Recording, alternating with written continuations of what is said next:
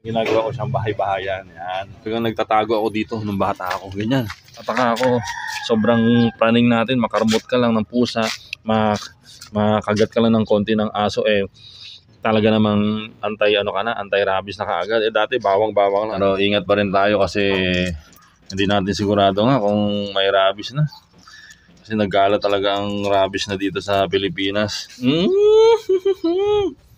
Yan. May asa talaga. Hindi pa naliligo. Cute niya, no? Cute ng tuta, oh. Pero, parating nababasa to sa lugar nila. Dito tayo sa Occidental Mindoro. Walang ilaw, walang tubig. Siguro, kaya dahil walang ilaw. Good morning, guys. Welcome back to my channel. Nandito na pala tayo ulit sa probinsya. At hindi tayo nakapag-vlog kahapon at medyo busy tayo ng konti. At binisita natin kasi yung ginawa muna natin yung mga trabaho natin. So, ito yung bahay namin. Yan, hindi yan ang original bahay namin at pinagawa lang yan nung nag-retire ang father ko. So, yan, at mapapansin nyo ay sira-sira na ang bubong. Yan pala yung sinasabi ni Robert Kiyosaki na ang bahay ay hindi asset kapag hindi naman kumikita. Ayan, no? Kita nyo naman, nagde-depreciate kasi talaga ang value niya. Pero syempre, yung lupa, talagang nag-a-appreciate ang value niya, dumodoble. Yan, ito lang naman, nasa 200 plus, less than 300 lang yung lupa dito sa Occidental Mindoro. At ito, kung mapapansin nyo, ang daming halaman. Ganito kami noon. At ako pala, lalong-lalo na ako kasi talagang mahilig rin ako magtanim, katulad ng father ko. Yan, at ang saluyot na yan, naglalakihan. Guys, ang ginagawa ko ng bata ako dyan noon, tumatago ako dyan sa loob. Tara, gawin natin. Pasukin natin kasi ang tatangkad niya, nakakatuwa. Aso yan. Ganito ginagawa ko noon. Ang bata ako, ganyan, no? Tapos tumatago ako dito sa saluyot. Yan, no? Ang taas ng saluyot niya, siyempre maliit pa lang ako. Talaga namang nagkakasya ako dito sa saluyot, no? Parang ginagawa ko siyang bahay-bahayan. Yan. Bumalik na rin, no? After how many years na hindi kami nakapagpalago ng saluyot na ganito, bumalik rin siya ngayon. Kasi matagal na parang ginawang Bermuda to Tinanim ng Bermuda. And then pinaganda, ngayon ulit medyo napabayaan yung Bermuda nagtagtuyot El Nino. Kaya ito pinatubo ulit yung mga dating tumutubo dito ng mga halaman. Ayan, nakakatuwa, marami to dati. Talagang nagtatago ako dito nung bata ako, ganyan. Yan, naglalaro ako dyan, okay. So tapos yung ibang parts naman, nagtatanim ako siyempre ng okra. Pero ngayon, ang mother ko na ang nagtatanim niya. Ganito, tuwan-tuwa ako nung kabataan ko dito. Yan, ganito lang kasimple ang buhay namin noon sa probinsya. At syempre, kung mapapansin nyo, itong mga saluyot na to, ulam din namin. Ginagawa talaga namin, kinakain talaga namin to. Pati yung talinum, sana ba yung talinum? Wala akong may pakita. At saluyot, yan ang pinaka-common noon. Kamote, syempre itatanim talaga. Pero itong saluyot at talinum, pusa yan tumutubo dito sa probinsya. Yun, no, may bubuyog. Ibang klaseng bubuyog naman yan. Pero nakakatulong din yan sa natin, sa kalikasan. Yan, di ba? Kaya dumadami ang mga dito, katulad may mga tanim na sitaw. So itong kapitbahay namin ay talagang ganyan na rin yan dati. So nag-iba-iba na yung may-ari niyan. Lumipat. Pinaupahan yan dati. At ito, mapapansin nyo, ito, yan. Bahay yan dati. Yan ang matanda na, matagal na rin ang nakatira dyan. Takatang ang tawag namin doon Yung mga anak niya doon na nakatira. Pero ito ngayon yung kabahayan nila. Ayan na, di ba? House is not an asset. Yun. Tama nga na, makita mo nga ngayon after how many years. So talagang wala nang value. Yan, may aso doon sa likod. Ito, yun, may aso naglalaro ka lang sa loob. Ginawa ng tambayan ng mga aso. At itong harap, hindi na talaga nadamuhan. Ayan, sigurado ako noon na isang masayang pamilya ang nakatira noon dyan. Pero ngayon ay wala na. So yan ang katabi ng bahay namin ngayon. Pero syempre para sa ating mga Pilipino, kahit nga sinasabi ni Robert Kiyosaki na gano'n na house is not an asset, para sa ating mga Pilipino ay napaka-importante ang pagkakaroon ng sariling bahay, di ba? Kasi doon natin binubuo ang moments natin para sa ating anak, kasama ang ating anak at ang ating asawa. Kaya napaka-importante rin talaga na meron kayong meron kayong privacy na lugar, meron kayong privacy o isang lugar na doon kayo magkakasama. doon kayo nag-e-invest ng moments nyo sa isa't isa. Napakahalaga yun sa importante kasi tayo mga Pilipino ay family oriented tayo. Family first kumbaga. Yan, kaya minsan kahit alam natin na gano'n na hindi nga kumikita ang bahay at tayo naman ay hindi naman talagang likas na mga negosyante ang mga Pilipino. Okay?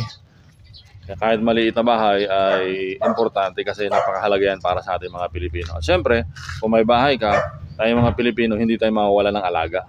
O yan, katulad yan, o yan. Hello! Yan ang alaga namin si Coffee at ito si Pepsi. O yan, alagang aso. Ingat-ingat din tayo syempre sa rabies. Pero so far, no, nung mga nakaraang naman, yung mga dati naman, ilang beses tayo nakagat ng aso, hindi naman tayo nagpapa-inject agad. Pero ngayon, tataka ako, sobrang praning natin, makarmot ka lang ng pusa, makagat ka lang ng konti ng aso, talaga namang anti-rabies na kaagad. Dati bawang lang at saka tandok. Dito sa amin, usong tandok, yung bato na ipapasip-sip lang. Tapos natatanggal na raw yung rabies. Diba? Ito may anak to. Pakita natin ang anak niya. Yan, hindi mawawala ang sinampay. Guys, hindi mawawala ang sinampay dito sa probinsya. Ito, nagkaalat ang mga bomba ng mga aso na yan. Yan. Ito na yung yan na yung tuta niya. Gaganda ng mga tuta natin. Yan. Pero ingat pa rin tayo kasi hindi natin sigurado nga kung may rabies na. Kasi nagkaalat talaga ang rabies na dito sa Pilipinas. Kaya konting galos, konting gas-gas, nakakatuwa. Ayan ang may iwan na tuta sa amin, yung dalawa. Lombutsug, dalawang malaki, yan. At may kapatid pa yan na 4. Bali, 6 sila. Ang ganda nila.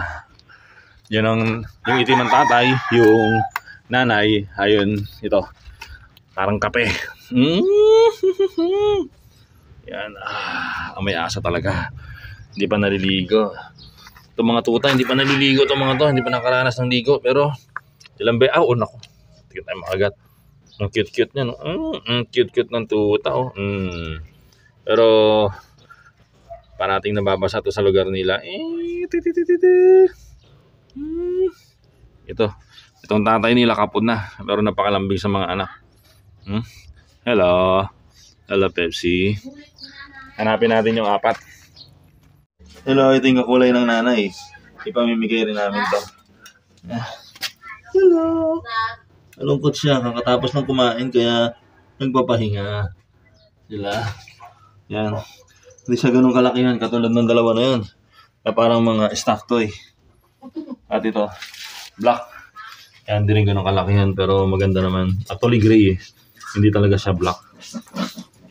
Hello. Ito na yung dalawang makulit. Yan. Ayun parang isa. Hello. Ito yung babae. Ito yung lalaking balbon. Pareho silang dalawang malaki siguro. Ito ang unang lumabas. Bali 5 na nakikita niyong tuta. Yan. So may papakita akong isang tuta na kakaiba na ngayon lang kami nagkaroon ng ganong klaseng tuta. Pero may gusto rin kumuha doon.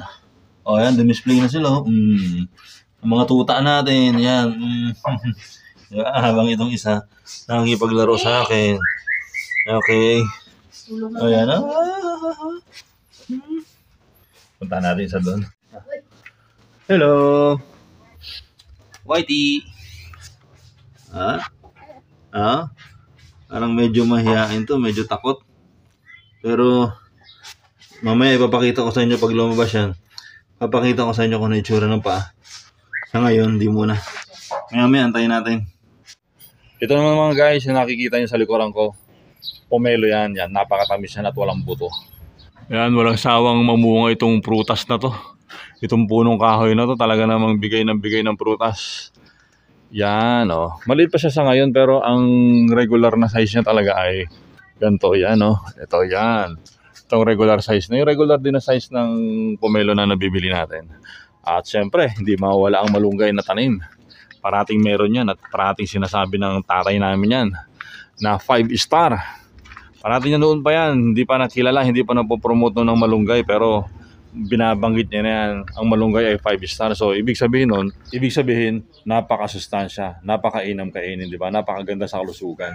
Kaya lumaki siguro kami ng maayos dahil sa pagkain namin ng mga ganyan-ganyan, kamote, saluyot, kulitis, yung mga na-usual na nakikita lang dito sa bahay. So, sa mga oras na to, mga guys, ay dito tayo sa Occidental Mindoro. Walang ilaw, walang tubig. Siguro kaya dahil walang ilaw kasi siguro dahil kaya walang tubig walang ilaw, walang kuryente. Kahit pailawin natin. Wala, naabutan ko. Hindi ko na-expect na aabutan ko to dito. Wala. Hindi umiilaw. Madilim. Ngayon si nanay. Yan. 80. Ilan taon ka na, Nay? Ilan taon ka na, Nay? Ilan taon ka na? 81. 81? 81 pa lang pala. Akala ko, ano na. Tapos, 88 na eh. Walang tubig yan. Buti na lang, nakapag-charge tayo ng phone natin. At may konting tubig tayong naipon. Though may bomba naman. Pwede naman mag-igib kung kinakailangan talaga. O ganito, this is San Jose! The brownout city of the Philippines. Hindi nga lang yata San Jose, Occidental Mindoro. Akyat tayo. Yan. Silipin natin ang view sa taas. Okay, yan. Ito mga guys, ang view natin pag nandito tayo sa taas. Wow. Diba? Ang ganda. Tingnan nyo naman. Ayan na yung bahay. Laki rin, no? Ayun yung bahay na katapat na yun. Yun, anak nung nakatira dito dati sa wasak na ano na to, nagusali. Yung isang bahay na yon. At kababata namin yan.